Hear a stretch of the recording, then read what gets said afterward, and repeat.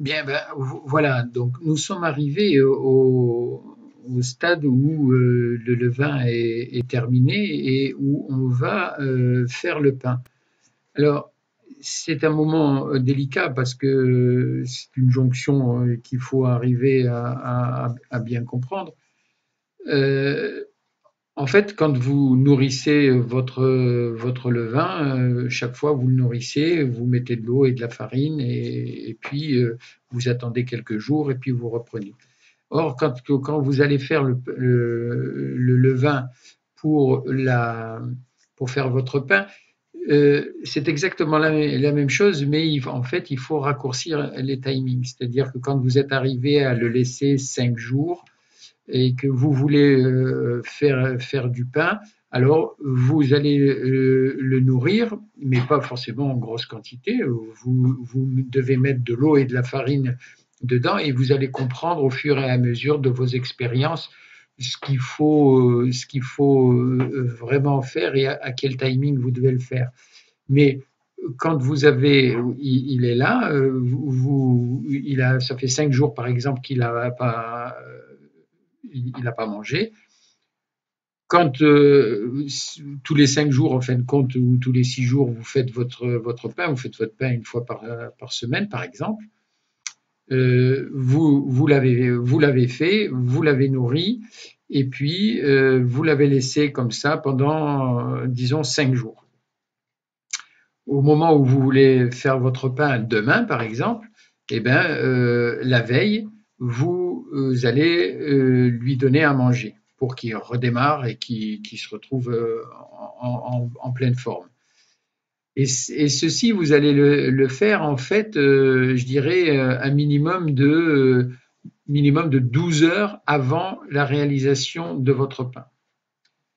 Donc la veille, en fait. Hein. Si vous faites le pain le matin, ce que je vous conseille et ce que je vous ai toujours conseillé, c'est de faire le pain le matin. Donc quand vous faites votre pain le matin, vous le nourrissez le soir.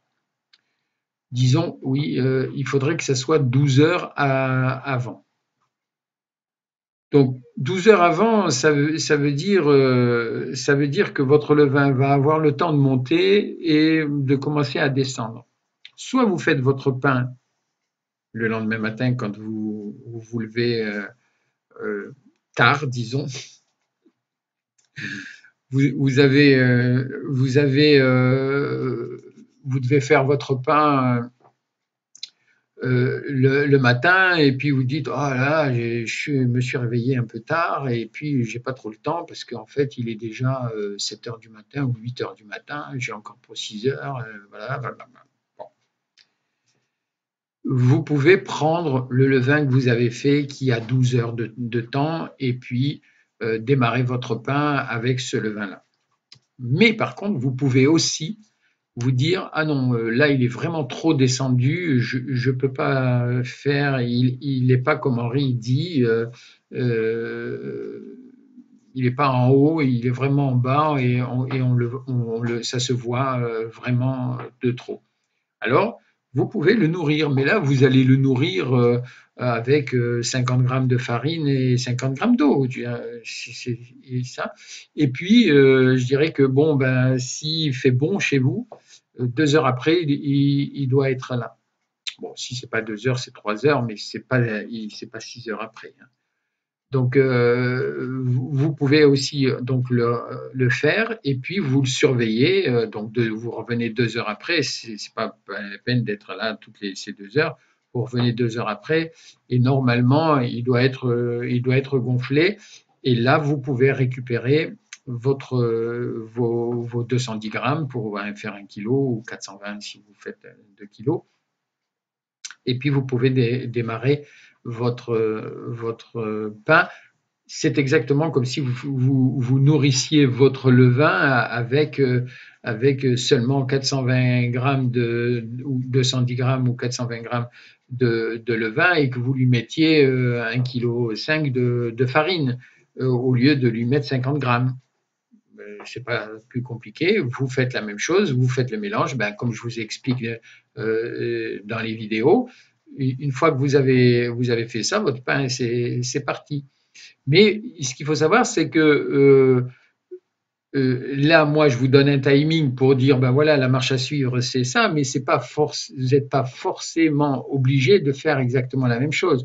Vous pouvez vous dire, ah ben non, moi, je peux pas faire mon pain là tout de suite, donc je vais le faire dans 2 jours. Donc, vous laissez votre levain au repos pendant 2 jours, moins 24 heures, disons, et donc, en un jour après, vous le renourrissez de nouveau.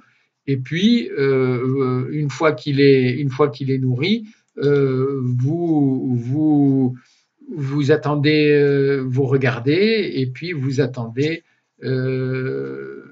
que vous regardez, on ne peut pas dire autrement, c'est l'observation qui fait aussi le boulanger, hein. Et donc, c'est l'observation qui va vous dire c'est bon ou c'est pas bon, hein. C'est tout, c'est tout ce qu'il y a à faire, hein. Il faut dire que vous avez le temps. Et c'est pas parce que moi je vais vous dire de faire ci ou de faire ça. Bon, ceci dit, une fois que vous avez fait votre pain, moi, la semaine prochaine, donc toutes les semaines, je fais mon pain personnel. Donc, je vous ferai une vidéo de ce que moi je fais.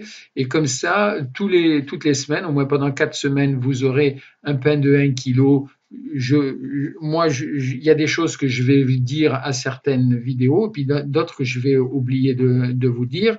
Et puis, comme ça, chaque semaine, moi, je peux ajouter et je vous montre également comment je fais, comment ça se passe. Donc, ça sera des vidéos qui seront équivalentes et bien différentes aussi les unes des autres.